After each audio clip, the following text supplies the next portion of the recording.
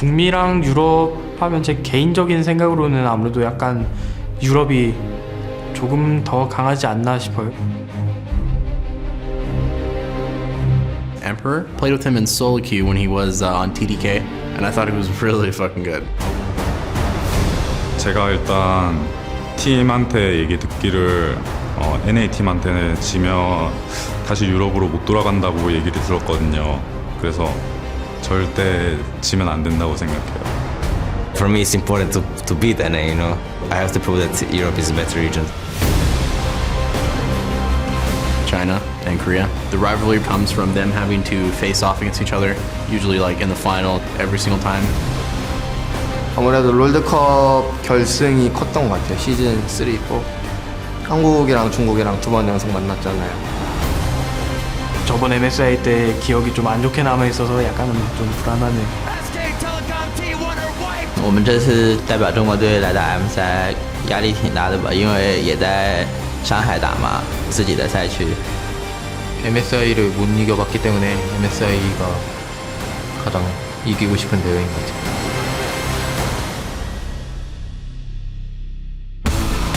Good afternoon, ladies and gentlemen, and welcome back for day 2 of the 2016 League of Legends Mid-Season Invitational. With the round robin in full swing, the pressure is on here in Shanghai's Oriental Sports Center, where earlier we caught a look at CLG entering the studio. As you can see, also some aerial shots of the venue itself. But our first contenders, CLG, they're going to be going up soon. However, Flash Wolves getting a little practice in before they take part later in a game today. The LPL's Royal Never Give Up doing exactly the same thing, locking in their strategies for the remainder of the day. And of course, G2 Esports, who will be playing in that first game of the day against CLG, that EU versus NA rivalry.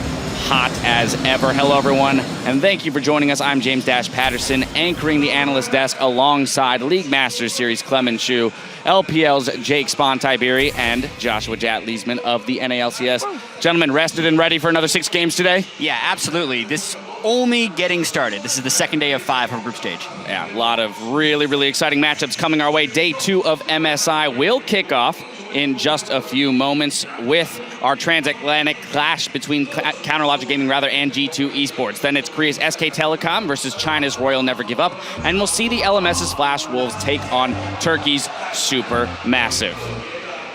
Yeah, this is going to be a really good day of games. How much better can it get when we start? We get EU versus NA, which, you know, that'll add a little heat to the rivalry, I'm sure. And then we get SKT versus RNG, so Korea versus China. They're going to want their first bit of revenge from last year. And there's so much on the line today because a couple of teams got off to really slow starts, especially looking at G2. They need that win against CLG, old rivals there between EU and NA. And honestly, even Supermassive, you know, they'll look at day 1 and they'll be like, we were closer than we maybe thought against Royal Never Give Up, and we can take that next step. Yeah, G2 needed to be a part of the conversation, but Flash Wolves and CLG being locked at 1-1 together, they're going to be vying for position. Exactly, man. The Flash Wolves, I think today they have a slightly easier schedule. They have Supermassive and then SKT. So if they can walk away with a 1-1, I think they're pretty happy. Right, as long as they can lock in that win, make sure they get what they're expected to get. MSI started off with a bang as the 6 contenders each had 2 showings on the Rift. We've got Royal Never Give Up and SKT at the top of the table with 2-0 apiece. CLG and the Flash Wolves sitting at 1-1. And G2 and Supermassive of Turkey still looking for their first wins of the tournament.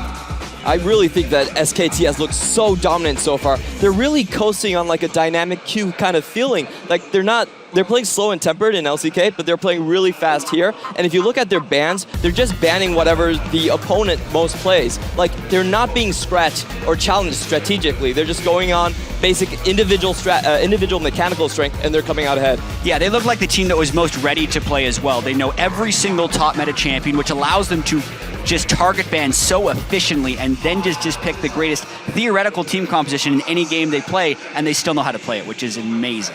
Now, that being said, they did have a fairly easy schedule yesterday. They played the 2 teams that haven't won yet in the tournament. So today, having to play against RNG and the Flash Wolves, maybe a bit more of a test to see really how good this team is. Yeah, and let's speak about the other team that is also 2-0. RNG were able to pick up 2 wins in what is a very unforgiving tournament structure, but they weren't very convincing on that day 1, especially the victory over Supermassive, as you can see. They locked in a strange team comp. Tom Kench, Siva, these are not picks that we're used to seeing. They also had to play against the Aurelion Sol, which they hadn't seen before, and they said it threw them through a little bit of a loop. So I think that RNG will be very happy they survived day one unscathed. Yeah, and they were up against CLG in the very first game, and I think that was a bit of a tragic game, in my opinion, for CLG because they brought out Aurelion Sol. CLG looked like they had so many surprises ready. Not only were they going to be team fighting, but they were going to be playing the new champion, and they're going to have Stixay also on a hyper carry who nearly pulled out a pentakill later in the game on Caitlyn. So I was really impressed with the first game of CLG, and it was tragic they ended up with a loss. And I'm impressed by the Caitlyn, man. This is a champion that I question going into the tournament. Does it actually have a place in the meta? The big answer is yes. I think it is now a must ban. Yeah, talking about like Stixay, I think he's my favorite player right now because he makes so many plays for his team and for the enemy team as well. He's on this position where if he was a bit worse or a bit better, I feel like the games wouldn't be as fun. Yeah, because he could, if he wasn't making these bad mistakes, have actually taken over a lot of those games, but he'd either die in front of the turret. I think the aggression of Mata really threw him for a bit of a loop. I know Aphromoo said in an interview, like, the supports here at MSI really have a good go button, which a lot of the other supports that he plays against in North America don't, and that definitely threw Stixay and caught him by surprise a few times. Yeah, but it has been nice to see that CLG is adapting, right? As they've learned that the meta here is going to be a bit more scrappy and fast-paced, they're perfectly willing to jump into that. Now, it isn't perfect yet, but we'll see if they refine as the tournament goes on. Next up on the docket, I want to talk about the Flash Wolves from LMS. Well, I think the Flash Wolves are coming in a little offbeat. Like, they used to be the best early game team, and that was what I was expecting out of them. But, like, this tournament, they're down an average of 1,700 gold at 15 minutes. So they're not really doing much in the early game. Yeah, I think a big part of that as well is also Maple's champion pool. He's playing fantastic League of Legends, but he's not playing the Assassins, much more towards a late game scaling. It's costing them early game, it's costing them Dragons, and I think that they may try and swap that up a little bit today and see if they can start snowballing these. I want to see LeBlanc. Yeah, I want to see them play faster because that was their big improvement from Worlds last year to the playoffs in the LMS this year, is that they could play faster, but it seems like they're very, very cautious here on the World stage. The second worst gold difference at 15 minutes of any, like, the only team that's lower is Supermassive. Right.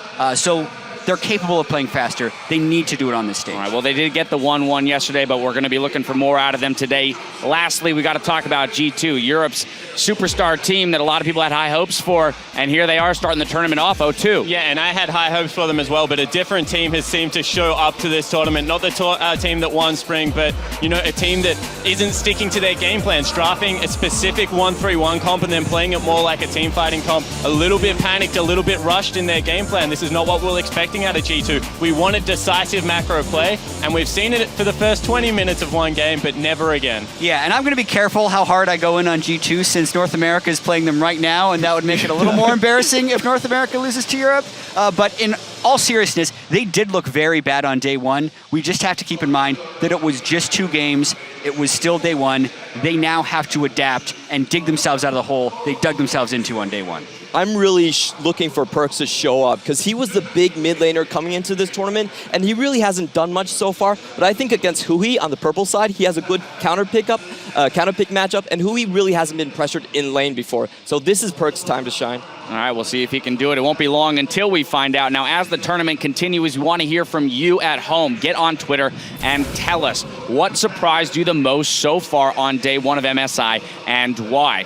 Do you gentlemen have anything that jumps to mind immediately? Stixay's Caitlyn. Like, I'm just going to say it over and over again. When I looked at Stixay's champion pool, I thought he was completely out of touch with the meta. No Siva, very little Lucian towards the end of the season. However, these sieging, long-range 80 carries, I don't get what it is about international tournaments, but North America do it time and time again, and it is just so potent. They got that one strategy. We'll see if they have another one. The thing that surprised me, though, is teams' inability to play around objectives properly. The amount of Baron and Dragon steals we saw was way too damn high. Like, they just need to be able to, like, Twisted advance the jungler if he comes to steal him and at least kill him for it. Like, there were so many 50-50s that just shouldn't have been 50-50s yesterday. All right, I want to build up on those 2 points because we're seeing really, really messy games from all the middle 4 teams there. They're not really playing the A-tier game that they might have played domestically. So I think people are getting a lot away from like the late game Azir, the late game Caitlyn. I really want to see someone challenge, at least push SKT a little bit. That's the question, right? When you're in a tournament with SKT, is it even possible to look clean? Who knows? We'll be sure to find out. But be sure to send your thoughts to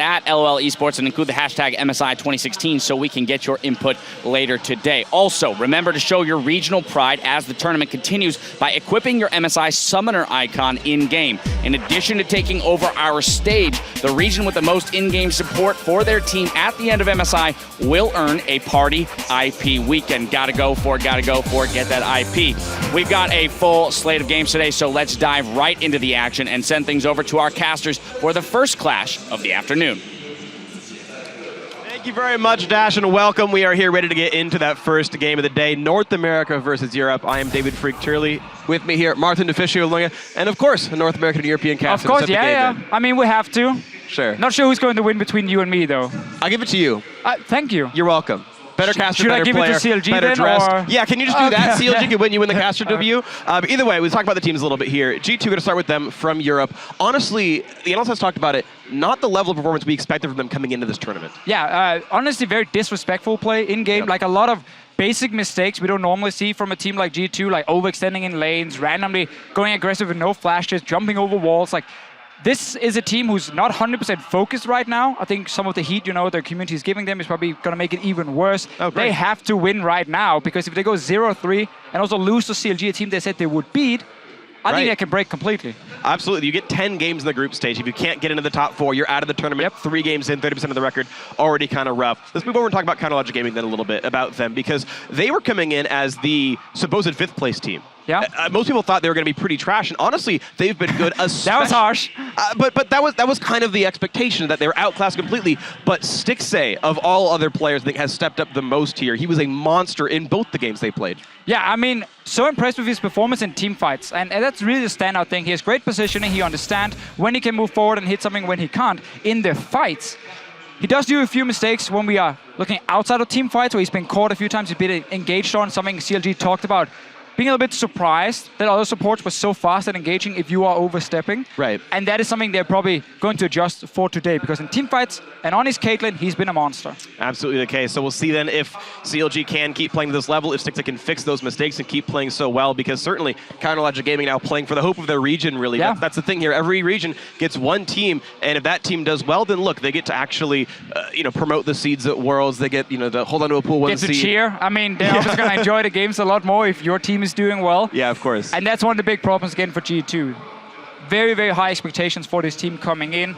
If they play again like they did in playoffs, we're going to see a much better team. Yeah. And they need to show it in this game here if we're going to believe that this team can actually make something happen. Well, talking about CLG players that can step up then, who he's actually been a pretty pleasant surprise as well. He had that Aurelion Soul pick come out, went pretty well up against Xiaohu in the mid lane. That was solid. Actually got a lot of lane pressure against Maple as well. A player who was probably not so good as Darshan, honestly. We expected a lot out of him. He's one of the very best players to come out of North America, but we hadn't seen actually great performances out of him. Right, and he's also been moved to a different role. He's now a tank, basically. He has to engage, and that's very different from the Darshan we normally see. He was a fantastic split pusher. Right. So I understand he maybe struggles a little bit when it comes to engaging these team fights, but that has been a weakness for CLG, despite obviously winning a game already. We need to see better target selection when he's engaging. But then again, the team fighting from CLG, honestly, they went toe-to-toe with RNG, one of the best team fighting teams. So impressive stuff. There's definitely lots of glimmers of hope. G2 can always go back to their former glory as well. And finally, for a word on this game as well and what it means to them, Darshan talks about what playing at MSI means for CLG and basically regional pride that's on stake. I kind of want to change that perception around. I think it's not just the NA versus EU struggle, it's like the perception of NA struggle, where I think even in the NA versus EU debate, even NA people are just like, haha, NA sucks. And I'm like, come on guys, it's your own region. Like, where's the faith? Like, where's you guys like supporting your own region? And I kind of just want to bring that back, that sense of like supporting your own region, that sense of believing that your region is strong. And not just in NA versus EU, but in NA versus every region. And of course, we're seeing it here this week, basically, is North America versus the world, the third team now in 2 days. Make America great again. Yeah. Basically, that's what the it goal. is right now for CLG. And I understand it, because Worlds was obviously a big disappointment. I am Katowice as well. People expected more from CLG. this is the tournament for them to show up, and they had a good start. Again, 1-1 on the first day, playing two teams just around them in the standings, that middle pack we have. They couldn't honestly have hoped for much more. And we'll see if that sort of positive training can continue or if G2 can actually bring Europe back up here. But picks and bans are just moments away, so let's take a quick look at these starting lineups for both of these squads here. Starting off on the left-hand side of the map, in the blue corner is going to be Counter Logic Gaming here. Darshan in the top lane, great player. Smithy in the jungle as well has been really stand out this tournament so far. Huhi in the mid lane also holding up better than many expected. Stixxay, the main carry force of the team on AD carry, and Aframu, a world-class support leading up for them. Zix, their coach behind them, who's also done a really good job, I think, coming up with fun pick and bans for the team. Yeah, really like the pick and ban phase from CLG. On the other side, though, we have the European LCS champions G2 Esports with Kikis in the top lane, Trick the MVP in the jungle, Rookie of the Split Perks in the mid lane. Emperor is the AD carry for this team, and his support is, of course, Hybrid down in the bottom lane. Coach is Youngbuck, also coach of the split. A lot of titles for G2. Yeah. And also, one of the big reasons why people expected so much.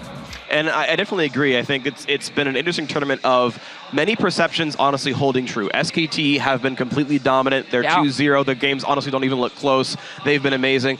Royal as well, honestly, have been a solid, really team-fighting, very aggressive Chinese team, and we're not really surprised to see them at the top. But the fact that Stixxay and Huhi have done so much better than people would have thought coming in, where it's like, look, there's so many good mid laners. Perks is the hot rookie. Fakers around here. Maple's like the best player in LMS. Xiaohu's like the second best player born in China, like great big names, and who he's like, yeah, that's fine, I'll hold up against this. You know, and again, similarly, Stixxay has been doing quite well. Now, I want to look at these bans here. If I'm CLG, I target out Kikis with two specific bans. Trundle is one of them. I would also ban a Maokai, and I would actually first pick Echo for Darshan. And I would simply say, okay, Kikis, you haven't really shown anything other than these two champions if you look at playoffs, and if you look at the one game you had here, and you simply try and move him away from his best champions. On the side of G2, Caitlyn, honestly, we talked about this.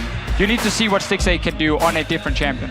And I want to see if they're actually going to remove champs for Huhi as well. The Zed, of course, a great champion for Perks overall, but also counterpicks a great number of mid laners, and I wonder if that starts informing what Huhi might want to play here. All right, so I think G2 is going to ban Bard as the last one if they want to remove some of the strong laning power again from CLG's bottom lane.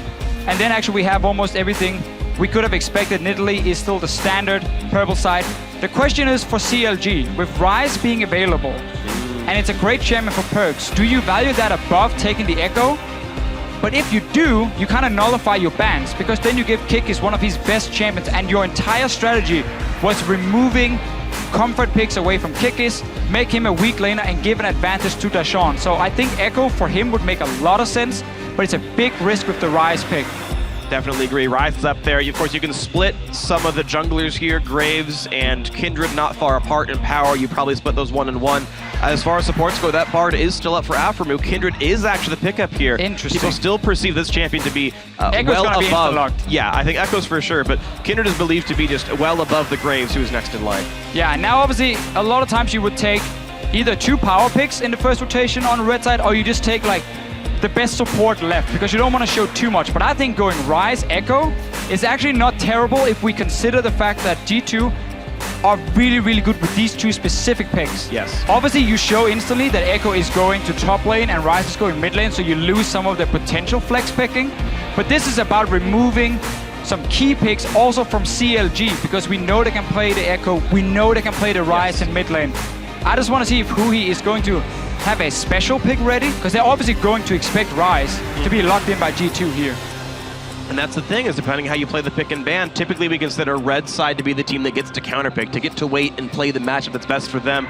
But the way the pinch was set up, the Kindred on the one side, the Ryze Echo on the other, as you mentioned, CLG can now counterpick both of these solo lanes. And that clearly must have been the goal, because otherwise I would heavily disagree with the Kindred first pick. When you have a Graves as well, or even an Elise pick for Xmithy against the Kindred, I think when you target the top laner with two bans, you do not give him the third champion he can actually play at the top level right now. Unless they're basically saying we actually don't trust in your Echo at all, and we just don't trust in Kikis right now on a champion that requires mechanics. But I think that is a risky one for CLG. We have to see if Kikis can show up. It's going to be on Kikis. He's definitely had a shaky tournament so far, as has the rest of G2. Of course, 0-2 so far in this tournament. Poppy, though, grabbed to battle the top lane matchup. The Lucian grabbed early on. Not going to go to Emperor here. Stixxay not going on. That Caitlyn, of course, it was banned away, and Lucian's the next go-to. Yeah, knowing G2 now, they would love to lock in a Kalista, Thresh, or bot lane. Like just an extremely strong 2v2 lane into the Lucian and then opt into these standard lanes. Another option is the Ezreal pick if you want a safer choice, more late game scaling. Sure. But they normally stick to very, very strong 2v2 lanes. Puppey, no surprise, with all the top lane bans and of course Echo being picked away. And we're still obviously waiting for that last pick for Huhi from CLG. He had the cheeky Aurelion Soul Hover earlier, not that I think it's that likely. Showed it, okay. G2 is opting a little bit away from what we would consider a lane bully. Also taunting a little bit with the Soraka, because why not? He's like, I know we left this up for you, by the way. Soraka did get a few nerfs in 6.8, and of course that's the patch we're playing on right here. But the Bard actually grabbed up for Hybrid, a champion that many people are afraid of from Aphromoo, but it's going to be Hybrid to play it here. I think that's the reason to actually take it. First of all, Hybrid has played it quite a bit back in Europe. Yes. But also, you want to take it away one more time from Aphromoo. So honestly, while 3 of the picks here for G2 fit them well, they also pick CLG normally would really like to play. Yes, absolutely. So they're managing to hit kind of both things. You know, you do well for yourself, but also you steal away from the others. Absolutely agree with you. I think it's a great way to play the pick ban phase. As long as your comp is cohesive at the end of the day, you're able to take things away that are important to your opponents. You combine that with the bans you've already added in. Aphromoo can't play as Alistar. Again, we say that 6-8 can't play as Caitlyn, but here's the Rocket. The Soraka does get played anyway, and Azir into the mid lane, into this rise for Huhi. All right, so this is a matchup in mid lane that is very exciting because there are a lot of different opinions. A guy like Perks actually thinks that Ryze does fine into Azir, but then you can ask other mid laners who think Azir beats Ryze. I think it's a skill matchup for sure. And I think it's a matchup Perks is fine taking, but also a good, safe choice here for Huhi. And I really love the Soraka because the European supports have been so vocal about how useless Soraka is. Yeah. And now Aphromoo gets a chance to show it. You're right, we don't see a lot of good Soraka play out of Europe, but actually there's several North American supports who really love the champion. It's one of the things I do enjoy about tournaments like MSI is regions have their own perception of what champions are good, what styles are best here, what they're going to be doing to bring it out here, and you get these one-sided picks that only certain teams play. And CLG with the Soraka, the final pick of Graves, of course, does go through. No surprise there in the G2 draft, and we have all 10 players. Yeah, and obviously the lineup from both teams here, we talked about it, stealing away comfort picks, but still on the side of CLG because they value that Kindred so high. Gave away some of these S-tier picks. Still, when you get an Azir later on, when you get a Lucian pick with a Caitlyn ban, you're more than happy with these picks. And the Soraka lane, extremely strong. Obviously, you have to basically all in it as a bot Ezreal lane. And then you can see Hybrid on your screen. He's picking Ignite for now. You could see G2 opt into that 2v2. Well, it'll be fun to watch then if that 2-on-2 goes in. Range supports, plenty of damage on the AD carries. We'll see how it goes. And we are here at the Mid-Season Invitational, the beginning of Day 2, the North America versus Europe matchup here. If G2 wins, these teams are tied 1-2, coming in 30% of the way through the group stage for these squads. And as the coaches shake hands to say, yep, we are done with picks and bans, it's now up to the 10 players on the Rift to determine who's going to win this one. You guys at home can also let us know who's going to be winning it as well. You're always part of the show. You can send your predictions to @Esports with hashtag CLG win or hashtag G2 win for which team it's going to be. Western North America, it's still late night, so they're going to be awake for this one. In Western Europe, it's pretty early in the morning, but I feel like you're going to wake up early to make sure you can watch this one live. Definitely. Wake up your roommates, let them know this matchup's going on. It's fine for now. On Sunday, it's going to be a little bit more problematic. Now as we look towards the stage, of course, we can see Europe is the one owning the Rift here. The higher share of their players are sporting the region's icon in-game, so go Europe! Fan-wise, G2's winning. We got one win so far through the fans. Let's see. And you as a caster. Let's see if G2... Oh, you're so nice, Freak. I got you, man. Let's see if G2 can make it 2 wins or 3 wins then for Europe. That's true. The hat trick all in one game within 30 minutes. And here we go, onto the Rift they go. G2 actually sending all of them up to the top side of the map, either for an invade or a counter invade. But CLG just playing the defensive line. They see the invades coming through. Yeah, and we can see on the side of G2, they're running double teleport. This is again the very standard thing for them. And it means if you do have these standard lanes, you will very, very often see once we hit like level 5, level 6, the team starts setting up these potential dives with teleports coming down, jungler moving in, and you create suddenly a 4v3 or 5v4 situation. And basically, as long as you can execute it properly, you will pick up quite a few kills and tend to get a tower. That's the optimal style for G2 with the double teleports. But we need a few levels and we need a bit of time before we're going to see any of that action. And it's one of the things that actually has people liking champions like Lulu or champions like Rise into Azir, is Azir is not really a good teleport user. So if you are a native teleport user in the mid lane, then you always have the ability to out-rotate your opponent and make those cross-map plays. Okay, Hybrid sneaking in. Walking into a Getting press caught by the Straka, exhausted as well, and he's got nowhere to go. He'd have to flash into CLG's territory. Run to the bottom left, slowed down. First blood picked up by Stixay already. CLG were basically waiting in mid lane. They wanted to see where G2 was sending their dual lane before reacting. And Hybrid were trying to set up a cheesy gank around the mid lane. Walks straight into 2 members and ends up dying. Had zero clue that anyone was hiding there. Perfect start for CLG. Unlucky, I think, for sure. And now Emperor in a 1 versus 2. His kingdom being challenged here. Aframu, plenty of damage to the Soraka, healing himself with the Qs. And yeah, I mean, he'll sustain up eventually, so no big, shock there. The melee minis all got denied. Emperor has nothing so far in this lane. Yeah, CLG obviously saw the Bard pick and with the Israel and said, okay, you do have a decent 2v2 if you look at especially at the early levels where Israel and Bard are very strong, like level 1. But when we take the Soraka, we can match that 2v2 as long as we do not get all in. Teleport in, a jungler may be coming, and then a CC landing from Hybrid. Then this lane is going to be fine for CLG. They're just going to keep pushing it in, and such a poor start for G2 now. They lost everything around level 1, which is where the Ezreal Bard really shine. Bard level 2 is not the most exciting level up. But here comes Trick to the top side with the red buff, level gang. 3. Yeah, and at the same time, Huhi and Perkz in a battle as well. Perkz diving in, gets through. Huhi has to burn the heal. Now they're pushing to Aframu. That should be the kill. Yes, it is. Hybrid gets revenge from the first blood. Trick running away, but now here comes Darshan. Looks for it, but the magical journey traded around. Darshan does pick it up. Meanwhile, Huhi did get a kill in the mid lane as well. So now Emperor running away. Here's Xmithy, a double for Darshan. It's already 4-1. Make that 5. A triple kill for Darshan. We didn't even get to see what happened before Kikis was dead. He couldn't even join in. And suddenly, G2 went aggressive with the gank. Actually, the correct play, technically, ganking that top lane, but CLG just responding. Look at your minimap right here. Kikis is running around mid lane, so while the gank is happening top, Darshan can TP in, and CLG, they're just buying time. Yeah, you lose 1 member. So Kikis was actually diving in mid lane and died to Huhi at the same time. And now CLG, instead of what could have been a TP match, ended up being Darshan just coming in, picking up a few kills for his team. And yeah, it's a 4v3. I mean, this is a perfect start for CLG. They won a 4v3 and they won a 1v2. How do you win every lane at the same time? How do you die between 2 towers at like level 2? I have no idea what happened in that mid lane. Oh my gosh, well this is a catastrophic start to the game for G2. And they already started the tournament 0-2 in wins, but now, oh man, in game 3 is not looking good for them here. Counterlogic Gaming though could look happy. A triple kill on a Poppy, walks into lane with Spectre's Cow and goes, nice items, bro. And everything really went wrong already at level 1. We're just gonna see the mid lane trade by Perkz, and then here, look, bottom of your screen, Kikis shows up, dives under the turret for Huhi. What? And it doesn't get the damage. He needed 1 more auto attack, and he wanted to get a turret range. Even that, Hybrid. And he's gonna go down. 6 gets another one. 6-1 is the kill score already. Smithy getting the top lane gank.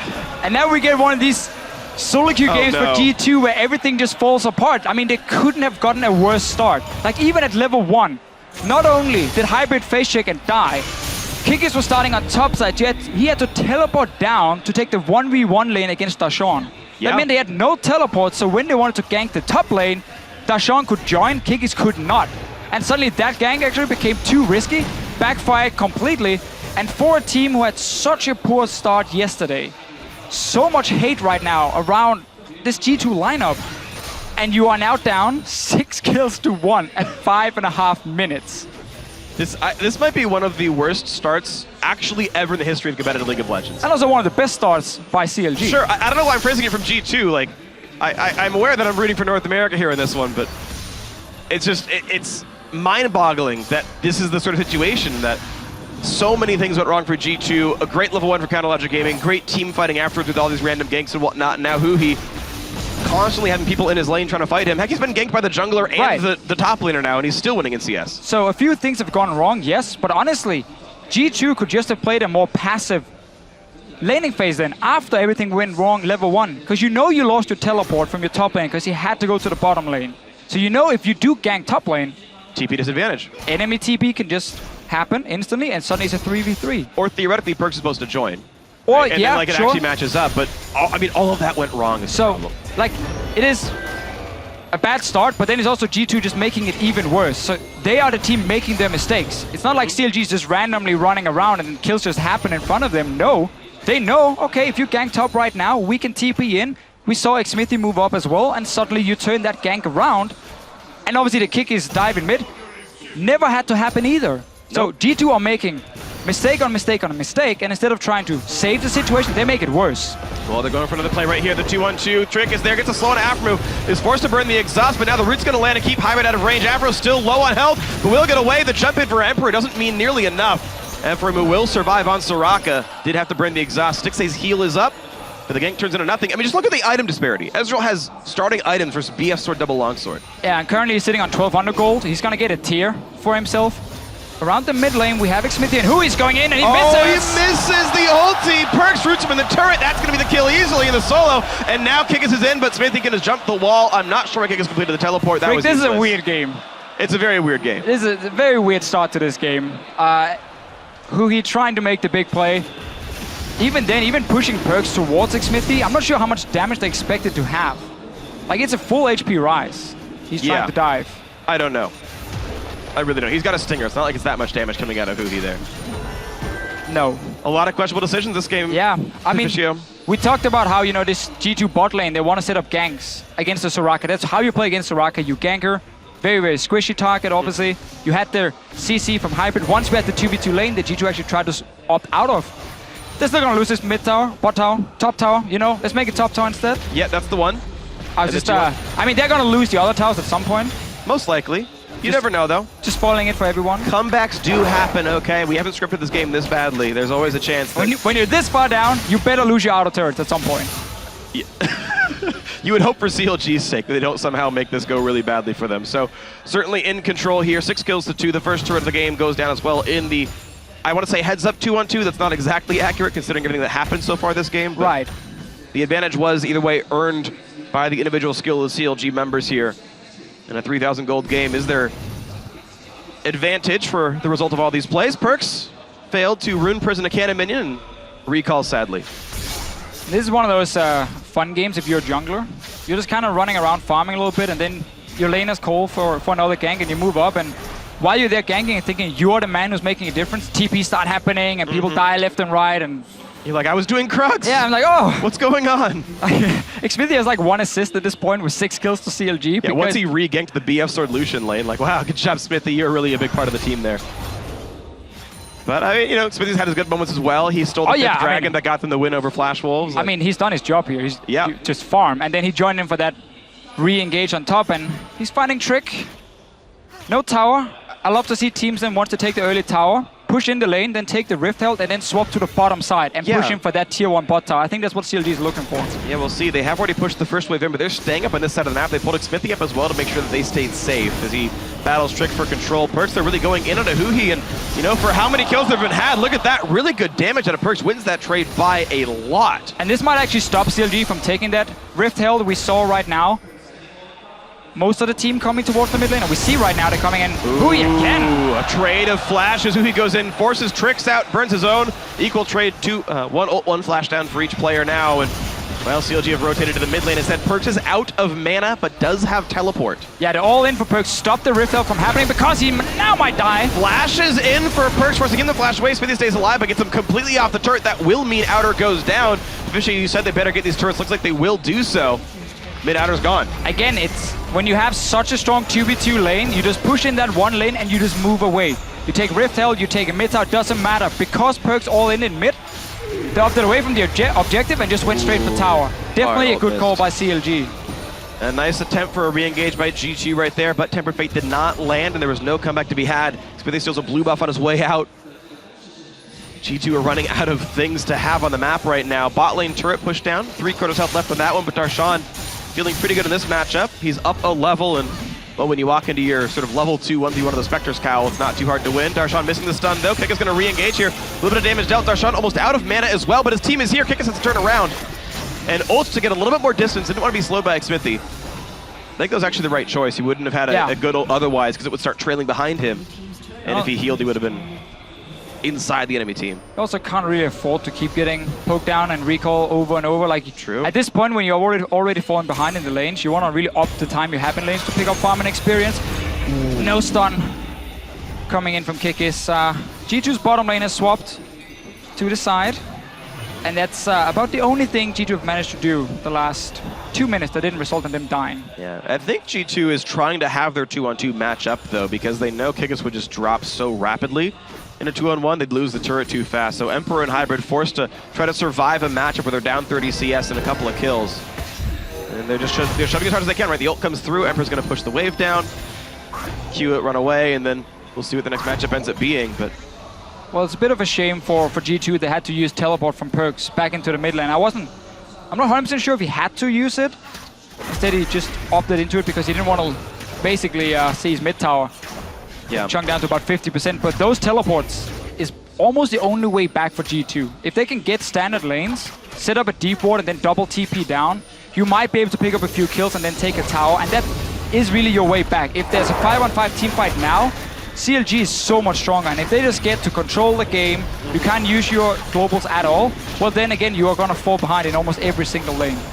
Definitely agree, and you're actually going to see the farm numbers in these lanes. Props to Kikis for actually being equal to Darshan in that heads-up one-on-one. That's actually, in my mind, very impressive, and even Trick has at least got a similar score to Xmithie here, but mid lane and bot lane definitely points of pressure for CLG if they can keep going.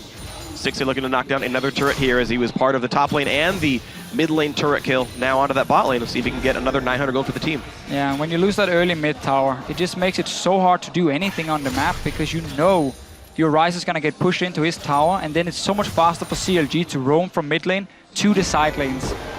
And that's what we talked about before. It's all about getting that teleport ready for Perkz. When it's ready, that one play needs to work for G2. They have to TP in, pick up a few kills and a tower, otherwise the game is over. Well, there's maybe the chance. Of course, the cooldown is there, so of course Perkz can't TP right now, but you see wards like these that CLG are standing on top of and then pushing past. That's the kind of positioning that double teleport can always come in and find that flank kill. One shot the Soraka, turn everything around, and G2 playing around that 2-minute cooldown remaining to make that play. Let's see up top, Darshan again trading against Kikis. Two champions who received nerfs recently. Both Poppy and Echo, and also their favorite item, the Iceborne Gauntlet. Yes. Taken down a little bit. Rui has roamed to the bottom lane. We talked about this. You can see how Perkz is running. Has to take a longer route down towards the bottom lane because he gets pushed in. And that means you can't sit and defend. Because if you do, you get tower dived. And it's smart play by CLG as well. For G2, yes, correct to run away. They know they couldn't defend it, but CLG pushed in the mid lane so that Huhi can roam first, push in the bot lane because they're ahead. Just collapse, you know they can't defend, the turret goes down. And it's the pretty smart, consistent play, low risk, high reward, knock the turret down. Good stuff so far by CLG. Hey, good job playing with the 4,000 gold lead. And now Perkz in a really bad spot, knocked right back in. Finally, he gets the combo to land, and he and Darshan knocked down the mid laner. The rookie is dead. Xmithie gets some damage on Emperor, who runs back to defend his mid lane tier 2. That hurt. Half his health. Not so magical, the journey. Yep. And now CLG, I mean, at this point, it's very hard to mess up your shot calling when you're this far ahead. It's like, do you want to siege? Okay. Do you want to, like, take a dragon? Fine. Do you want to just dive them? Okay, sure, we can do that too. Like, you can basically do whatever you want. Yeah. And this is because you played much better than the other team in the early game. Absolutely agree. I like games like these as a caster sometimes because it just helps you illustrate, like 5% of all games start this way when you're just like playing ranked by yourself. Like, oh, we're 6-0. And we've all had games where we lose that, and we're like, what did we do wrong? How did we lose a game like this? It's like, well, here, watch CLG vs G2 on day 2 of MSI, and just, look, dual lane pushes in, roams to mid, recalls, goes bot lane, mid pushes in, roams for the turret, and just these consistent play around objectives. Just a little roam down, because again, Darshan have been pushing top lane, gets to roam down through the jungle. Perkz has no flash at this point, ends up going down, and you can see on the minimap here for G2, it's so hard to cover every entrance, because again, you have no turrets to give you extra vision. You only rely on your minions and basically the few wards you can place in your own jungle, and that's not enough to spot everything that's happening. Another ward being placed by Hybrid, waiting now for CLG to come down, walk into the trap, push past that one ward, and then double TP on it. We're waiting for it. Yeah. That's the only play. That is the way that G2 gets back in, is getting a double TP flank, one-shotting somebody and fighting a 5v4. But as you said before, again, it's always fun to see importance of pushing waves. Yeah. It is not very exciting. It's not like again a sexy topic or anything. It's just really. you're gonna push your lane, and whenever you do that, you always, of course, force the other team to react instead of being offensive. You know, they have to step back, wait for the wave at their tower. Once you see them, they are basically standing there hitting the wave. You get information on where they are, when can they move, where they're even going.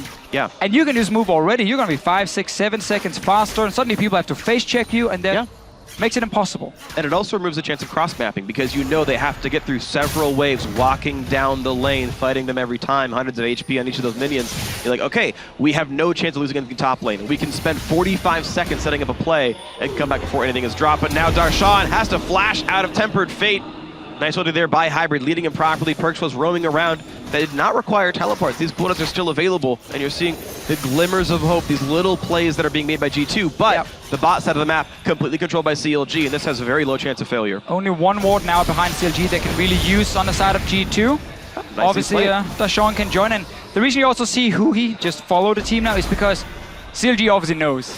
All right, double TP in, that they get maybe a 5v4 if our Azir is still sitting mid, so that's not gonna happen. Just keep moving as a 4-man unit and just sieging these towers here. Poke them down. If they ever engage onto you, you TP in with your Poppy, and it's a 5-on-5 where you are so far ahead in gold. And you're going to see Perks actually stuck in this lane right now as ult comes through from Emperor, clearing the wave, but that turret's still low. Hybrid now taking a lot of damage, flashes away, heal back up, a trick goes down, Smithy gets the last blow, Emperor chunked dangerously, and the final crit gets him. Now Darshan to the backside, that's already 3 kills picked up, make that 4 as Hybrid goes down. Kikis did teleport in, but he's there a bit late, knocked back across towards his own safety. He actually sending him back to his base, but still chunked low. One more hit will get him. Darshan says, hi, remember me? I'm Poppy. I've got a lollipop and I've got a candy bar for you. Throws him into the wall, takes him down, 310 gold, an ace for CLG. They're getting everything. We just talked about it. They just want to sit there, siege on the tower and say, G2, you have to engage on us. And if you can't manage to execute it properly, we will take more kills. They are so far ahead. And like this engage is technically good by Perks. He's getting a lot of damage down, but this is where Soraka obviously is useful as well with some extra healing coming in. And when you are this far behind, you're never going to win a 5v5. Yep. 4 heals and Wish in that span of time, and then Hybrid's alone, not much of a chance to get anything there. Smithy, nice job actually with the ulti, once they were already turret diving. Then a nice knockback on a Kikis who might have picked up a kill there, and we see the rest of this dive happen. We didn't get to see the end. It's okay, we knew it happened. Let's see, this is not a game though where you get a lot of dragons. That goes against what we have seen so far in this tournament. Because we've had long games, you know, a lot of back and forth. A lot of teams actually fighting around dragons. Right. In this case, I'm sure CLG is happy just getting a few stacks. Want to get a bit of extra damage on towers. And I would not go Baron at this point. I wouldn't either. Because if I'm this you far don't ahead, need it. Yeah, you don't want to risk a potential Baron steal. But not again, it's not gonna matter. But yeah, a game where CLG loses, you play this game 100 times and one time CLG loses it, it probably involves them giving away a Baron steal. Maybe 2 or 3 Barons. Yeah, I mean like, but by definition it still involves one. Not strictly one, but... But man, CLG right now, the confidence for this team going forward in this tournament, again, so many people put them as the weaker of the 4 teams fighting in the middle. So we look at LMS, we look at LPL, EU, and NA. A lot of people put CLG down as number 5. Yourself included. Myself I read that article. Yeah, no, that's fine. Yeah, definitely coming into the tournament. I mean, when you do the power rankings there, you have to look at the games they just played. I did the same thing on PTL. So it's a surprise in many ways, but it's also great to see CLG coming in and playing high-tempo games, a lot of fighting, reacting well with teleports as well. Certainly. So they fully deserve now being this far ahead, full control against G2. And for this G2 lineup, I mean, if you had a little bit of hope coming into the tournament today after a rough start, when you then go down 6 kills to 1 at like 4 minutes, that hope is gone pretty quickly. You know what does give hope to, though? Turkish fans. That's going to be an exciting one. Yeah, I mean, if this is the shape that G2 is in, you actually give a little bit of hope over to Supermassive to say, hey, you know what? Maybe International Wildcard deserves a pool 2 seed at Worlds, and this is now an opponent within reach, I feel like, for the Turkish squad. So certainly a lot of games still to play this tournament. And keep in mind, G2 has a rematch against all these teams later on. Yeah. If they can shape up throughout the week, if they can, they still are in control of getting into the playoffs and doing a whole lot better, but it's going to require some significant improvements. Stixxay, it doesn't matter what Perkz does to him, he heals back up thanks to Soraka and just crushes the Ryze's health bar. Yeah, whenever Perkz is trying to do something, all he does is single target damage, which is perfect. Yep. For CLG's composition, because you got a fantastic single target heal from Aphromoo. Yep. And we're just waiting for CLG again. They're just trying to play it safe. They don't want to go for any risky dives here. They actually waited for G2 as well to engage beforehand, and then they took the fight and just taking every single outer turret. Yeah. Might see them actually set up, just vision in the jungle and set up that Baron and only take it if they get a few kills first. Yeah, I think this is actually the stage where CLG plays for a more Baron type situation. You're seeing actually Stixxay get a third out of Hexmaker just so he doesn't get one shot by Ryze, and also rapid fire cannon second for better turret killing. So CLG are indexing toward this risk-averse turret pushing style, but yes, look, they've got ward control, they can start the Baron. Stixxay though whiffs the jump over the wall. This actually gives time for G2 to join in. They're going to teleport in, and it means that CLG will walk away. Yeah, no risk. CLG needs to just slow down a little bit, go back, get your pink wards, set up the wards in the enemy jungle above the Baron pit, and just wait for G2 to walk in and face check it, and then you just engage onto them. What they did here was basically just forcing a teleport, which is also perfectly fine. They start the Baron. As soon as the TP happens, they disengage. They had no intentions of ever taking a 50-50 smite. Just force teleport, back away. You now know, okay, it's only Kikis who can sit on bottom side. Darshan can just sit with him, removes again double TP, and just set up your wards, honestly. Create one pick, take the Baron, go in and finish the game. Definitely agree. So Smithy doing some of the bookkeeping leading into this one. Will grab the Scuttle Crab, make sure G2 can't get it, although Trick could walk in and steal, and he does. Trick gets the Scuttle. Unfortunately, Smithy was not willing to smite it. Maybe should have, and it now gives you what roughly a minute, I believe, of G2 just having vision control over Baron. Well, CLG can't bait that now. Yeah, delaying it a little bit more on the side of G2. Yep. But time is what they need. The longer this game goes on, the slightly closer this game gets. And technically, yeah. Obviously, if you are on the side of G2, you're going to need a good 25 minutes of basically nothing happening. Yes. On the side of CLG. They're going to hope they end it in the next 5. Just waiting for this Rift Scuttler to run out. Again, they should honestly just move into the jungle of G2 here, because they're not afraid to fight at all. So now we can see Aphromoo coming in. Smithy, who he following. 6-8. He doesn't like this Baron. Yeah. It's doing mean things to him. The thing is, Darshan and Kikis have still been fighting off on the side of the map. And yes, Darshan's winning the matchup because he's got so many kills, but Kikis actually winning in CS and equal in levels. So doing his best job to stay up in a game that's really out of hand, and he's not really allowing Darshan to create a lot of pressure by himself. Now comes the next Baron attempt, doing it over the wall, but they're going to be revealed by doing so. Spots Trick on the way out. Kulin comes across. Ryze isn't far behind. Perkz gets a bit of damage through, but once again, Stixxay is low. Afro has to heal him back up. Wards over the wall. They will dive in for this one. Trick dangerously low, but oh no, here comes the damage once again for Perkz, but the TP in for Darshan. Trick does go down. Darshan whiffs the ultimate, and Perkz roots to get away, but that is now G2's jungler dead, and it can mean a re-attempt for Baron.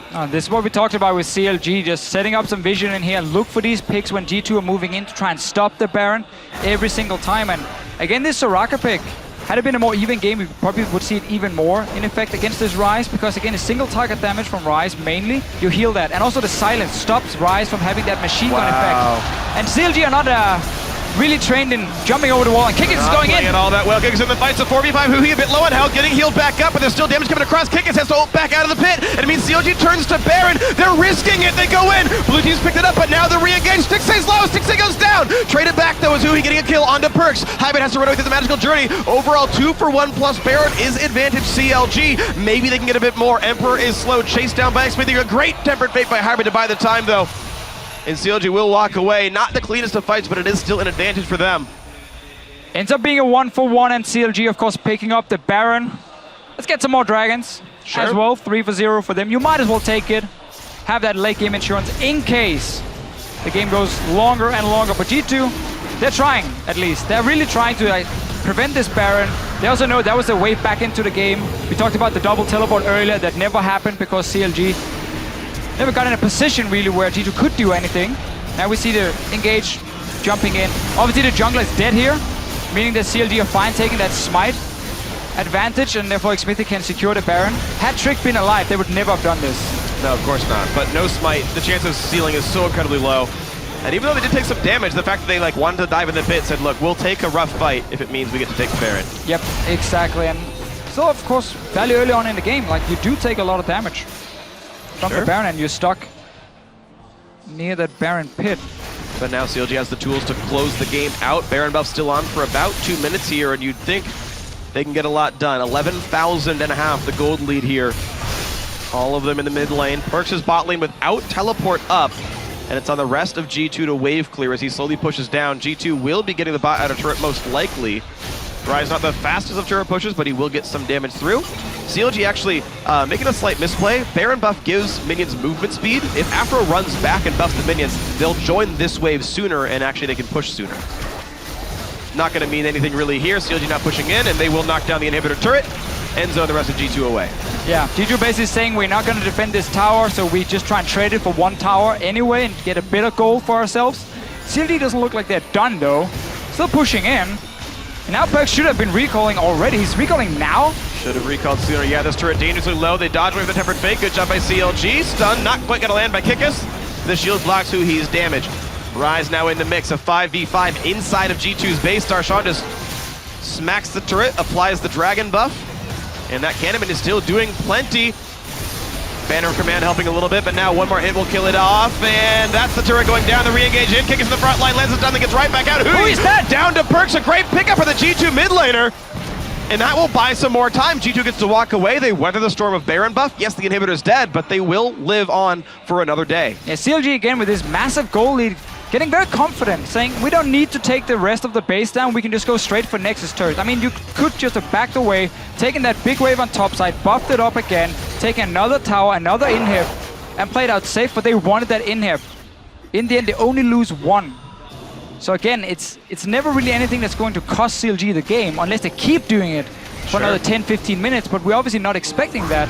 They're still really far ahead in gold, have open inhib in the mid lane now, and should just look to group up one more time. Right, a single turret stands, and they're pretty fragile at this stage of the game, only 28 minutes in. That's definitely an available push here for CLG as the last seconds of Baron buff will time out. We'll see what their next target ends up being here. They're actually sending the team towards the bot lane. We're seeing Lucian and Kindred run down there alongside the Soraka. Huhi up in the top side with Darshan. Looks like they're not playing the 5-man. Hui is just going to take the blue buff, and then he's going to walk down. Okay, well then it's up to CLG to not push too hard with Stixxay and co, where they can't have a mid laner join them. G2 might not find that opening. Perks does have teleport, but until CLG walks up farther, no wards to teleport to. There's two in that tri-brush right above the bot lane. And actually now we're seeing them walk a little bit forward. This is the chance. Stixxay's too far up. They could go the flank, and there's the teleport coming in. They're going to try to flank on the CLG 80 carry. Here comes Perks, right for the team, but it gets exhausted, gets silenced, and takes so much damage. Kikis in the backline fighting. Stixxay ults right back in. Perks goes down to Xmithie, and Darshan's already in the backline. Kikis is going to go down as well to Stixxay. The Maw pops another stun in for Darshan. He's going to find Hybrid. That's 4 kills picked up for nothing. CLG pushed up, had Hui coming around the corner, and while G2 actually had a ward they could TP to, instant just Soraka silence straight onto Perks. Took too much damage to end up going down, and G2 now have nothing left. Okay, well that was the attempted play by G2. It did not work out, but you couldn't expect much else after that incredibly rough early game where CLG started out 6-1 in kills. The first blood was good. The top lane gank worked even better. And Counter Logic Gaming representing North America, saying it's more than just NA versus EU. It's NA versus the world, and they start that out 2-1. Fantastic early game by CLG. They saw a lot of aggressive plays by G2 when they honestly didn't have the tools to really pull them off, and they just punish it. Again, Kikis without teleport, Hybrid trying to make that little cheesy play around the mid lane. Obviously a little bit unlucky for him, but the fact that Kikis didn't have teleport was something G2 knew, and yet they still opted into aggressive fights and lost more and more and more. That's the G2 style though. This is a team that plays medium risk, medium reward. Cool, we're down for it. Could it backfire heavily? That's okay. We think it might work out well for us. And at this tournament, those choices are getting punished repeatedly. Whether it's flashing over walls, ganking without teleport, hoping Xmithie's not there, hoping they can dive a turret. Well, they're backfiring. And it's a team who's playing like it's basically just a normal ranked game at home. Sure. Because it seems like the communication between these members are just, it's gone. Like, the fact that this gank could even happen in the first place without anyone saying, no, wait, they have teleport, we don't, we can't make this play, you know? No one seemed to say anything, and once they lose a few kills, everything just snowballs for CLG, and again, they can be so happy and fantastic for this team because you come in and you want to get that great start.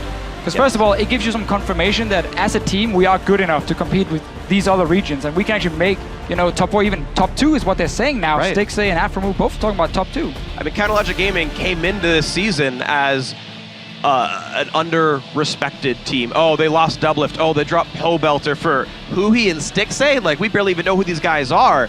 And then by the end of it, well, Counterlogic Gaming was the only team to beat Immortals. Then they won the split. They come to MSI, it's like, well, yeah, but you're North America. That's funny. It's like, well, no, we're going to actually have a super tight game against China's #1 team. They beat Flash Wolves. They beat G2. This is definitely a top caliber team. And as you said, they can fight for top 2. It's believable. It is. I mean, we've seen the other teams now, RNG, Flash Wolves as well, look to be basically the same level as CLG. G2 is the team we have to put under these guys. And honestly, at the level right now where we don't even know if this team in the current state can beat the Turkish super team. And then, you know, G2 coming in saying, we're going to beat top 2, you know, we're going to be one of the best teams. Yeah. They're really fallen and fallen and fallen. They have fallen really rapidly. Look, there's still 7 games left for G2. The chance to come back up always does exist. Most of these matches were very close. Keep in mind, they almost smashed Flash Wolves in day 1. Like that first was the game only they good played, match, yeah. And you're right, there were 2 bad games afterwards, and that gives a lot of like really bad feelings to all the G2 fans. But they nearly had a 28-minute smashing. They nearly had a game that looked as bad as this did. Yeah. In G2's favor. So there are those glimmers, and because there's 10 games to play, because they've only played 3 of those, there is always that chance that G2 does turn it around. And for all the fans, you can be hopeful that team does show back up at the end of it all. Perkz, his mid laner got fed a kill by his top lane ganking, and Perkz still into the game 3 and 4, which is not the worst score in the world, honestly. He had, you know, 3 of his team's 4 kills. No, I feel bad for him because it seems to be the lanes around him basically falling apart right now. And then it's always whoever he's laning against who picks up a few kills from it. You know, Faker yesterday as well got 2 early kills by TPing down to the bottom lane. And then he returns to mid lane and Faker's like, oh, okay. It's kind of unfair. So he's definitely trying right now in the mid lane. We just see, honestly, too many mistakes as a team. And right now the game is so much about teamwork. Like when there's teleports and coordinated ganks and everything, it's about teamwork more than individual skill. Yes. And that's where G2 right now is completely lost. But it's where CLG are strongest. And honestly, they've been a teamwork team. They've done it so far here as well. A 2-1 start to MSI is a great one. So now we're going to check in with the analyst desk for a closer look at that win. Thank you very much, gentlemen. CLG picking up their 2nd win of the tournament in a very dominating victory over G2 Esports. And, you know, looking at this champion select, I was like, oh, there's a lot of things that I'm going to want to talk about and ask you guys questions about. But at the end of the day, I feel like it's all moot when you hand over First Blood, a triple kill in the top lane, and a kill in the mid lane on a failed turret dive, all within the first 5 minutes of the game. Yep, those plays were really bad by Europe, honestly, and G2. And CLG did have good prep for those plays, and they did execute properly. I liked how they utilized their teleport advantage. I liked their level 1 punish, where they were able to get the First Blood, and then it was one big snowball from there. Yeah, so let's... the one part of this game that I was, like, incredibly impressed with, that I actually thought NA set up really well, as opposed to G2 gifting them a lot of the advantage, was their level 1. CLG has consistently shown that their level 1s are tight as heck, you know, invading in deep, able to get it done. But at the end of the day, that cost them to blow a teleport, and they go for this gank, and it just all backfires. Absolutely. Yeah, look at this top lane. The teleport is still up for Echo, not Echo, for Darshan right here, and he gets a triple so easy. Like, Emperor tries to go for the kill and even ease in. Exactly, and it goes from bad to worse, too, because as they're chasing down kills here, Kikis had tried to roam for the mid lane and flopped a gank horribly onto Huhi, who had actually not been able to escape the initial move by the Rise. So, like, at that point of the game, I think there were some concerning parts for CLG as they tried to close it out. I thought Azir wasn't part of Huhi's champion pool coming into this event. I still don't think Azir is part of his champion pool because he missed a lot of This is that dashes gank towards you the were end of the talking game. about here, where Kikis roams in. And It this was is close. This is really bad out of Kikis, though, because you secure the kill. Like, 100% you have to secure the kill. He's not getting out any other way. So, like, you're dead regardless. Like, one turret shot, you should know that. Just keep hitting the guy because you're going down. Yeah. Right. You might as well trade the 1-for-1 as opposed to the 1 for 0. And a flash. Away from, yeah, exactly. And a flash, and the amount of time that you spent roaming away from your own lane. So overall, I mean, CLG afforded opportunities by some poor decision-making outside of G2 is capitalization. We can't ignore that. But let's talk a little bit more then about the cleanliness of closing this out, because not every team, when we look at RNG, Flash Wolves, and SKT, are going to give CLG the same kind of opportunities to close out a game that G2 did here. Yeah, I think that there are a lot of questionable moves there by Huhi's Azir. He kept dying to Rise randomly, and like we mentioned, that Perks' itemization was pretty much on par with Huhi, even though it was a 12,000 gold difference. Right. But I do have to say for CLG, it's very hopeful because they're 2-1. They've played 3 of the teams that are supposed to be right on their level that they're competing with.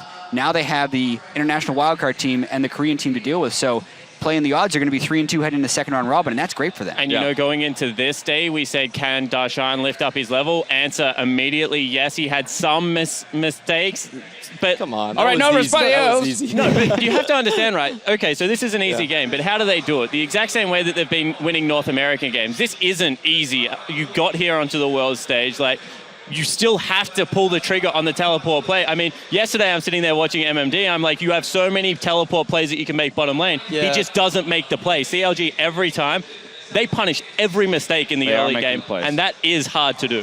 Yeah. That being said, there were some mechanical misplays as well. We saw a couple times people failing to, get over the Baron wall and having to blow flashes. Those are the kinds of things that we're going to look for them to clean up moving into the future. That's enough of that game, though. Now for a word with victorious CLG, we're going to send it down to Shox, who's standing by. Well, thank you so much, Dash. I'm joined here by Darshan and Xmithy, and they could, of course, hear you guys talking about the game just now, and there were some giggles there with the flashes over the walls and stuff. Overall, though, fantastic game for you guys, and we heard Spawn talk about you, Darshan, specifically in that early game. Tell me what happened there, because out of nowhere, seemingly, you guys came up with a triple kill and had a huge advantage to start things off. Yeah, for some reason, all these teams are just trying really hard to gank our bottom lane, and then like every single time I'm just TPing behind them for free kills. But yesterday when I TP'd behind them, I didn't have E up, so I just walked up and kind of died. But this time I had all my abilities, so they all just kind of died. And I think yesterday I was kind of a little more unfocused, but I think as we go into the tournament, myself and the team are going to keep playing better and better as we get more focused and kind of understand our opponents better.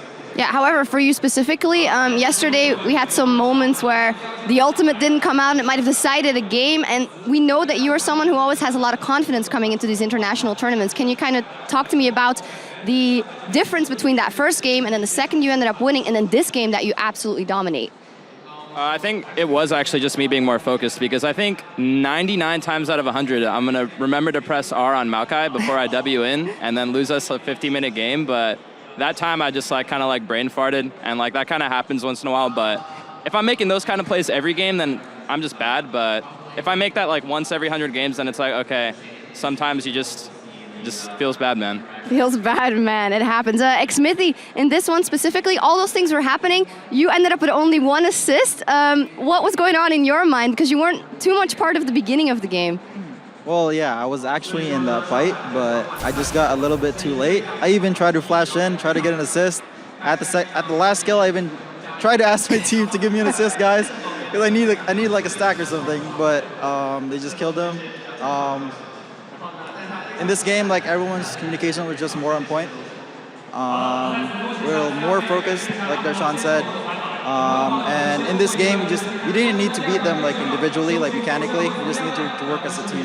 Yeah. How would you say you feel your team CLG has done so far under the circumstances? Because we know IEM wasn't the greatest success. We think back to Worlds Week 2 and last year around. Do you feel like you've made big strides coming here and practicing here? Yeah, definitely. I guess we're winning more now than IEM, so that's first. And yeah.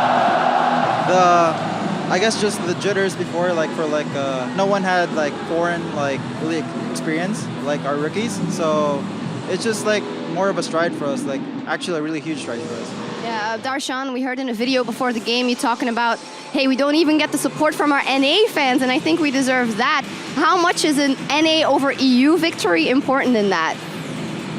I think it's pretty big, but honestly, that game, we just got a really huge lead. I think G2 is a lot better than that game was, and I think it should have been a much closer game. I do think we're better than EU right now, but I'm hoping the next time we play them and in future tournaments, it's a lot more competitive, because I feel like EU as a region is a lot better than they've been showing so far at this tournament. To wrap it up, maybe now you are on the route to being 3-1, knowing that you have Supermassive later, and you seem like you can go up against them as well. But then the possible rematch versus RNG, a team like SKT. Stixay said, "Hey, we can be top 2. I'm going to leave it at that." I'd love to know what you guys think. Well, our motto coming to this tournament is respect all, fear none. Doesn't matter if it's Supermassive or SKT. We're going to be paired as the most that we can on every team. So that's our goal. Darshan. Well, there's something about SKT when they play in tournament that they always look unstoppable, and they're really hard to play against. And the last time we played against them, I felt like we had a pretty good chance of winning the game, but then we just, every way we knew how to play, we just kind of threw out the window. And I feel like that's the biggest problem against SKT is, yes, they're really good, but if you respect them enough, but not too much that you fear them, you can actually do well against them. And I think if we just go into the game with the right mindset, we can put up a much better fight. Well, I'm definitely looking forward to that. Fantastic game here, you guys. Congratulations, Xmithy and Darshan. And CLG taking out Europe. And talking about SKT, they are setting up on stage right now. The world champion undefeated going up against an also undefeated RNG, the home crown favorites. What a game coming up next. Don't go anywhere.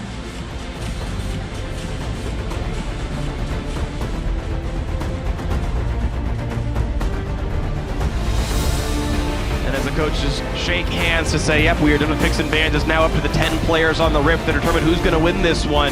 Here's Xmithy, a double for Darshan. It's already 4-1. Make that 5, a triple kill for Darshan. Backing up. You have no... I got you. I'm hitting. All right. They're going in. I'm hitting grid. I'm already behind them. Nice, we got him. Look at Darshan. Go. I'm gonna go rise. I have multi. I got it. Go. Kinder does ulti. Go. Take it. I'm gonna ulti. I got him. Yo, I'm here. Down here. Go up, Zach. That's the turret going down, the re-engage in, kick into the front line, lands it down, then gets right back out. Who is that? Down to Perks, a great pickup for the G2 mid laner. Logic Gaming representing North America, saying it's more than just NA versus EU, it's NA versus the world, and they start that out 2-1.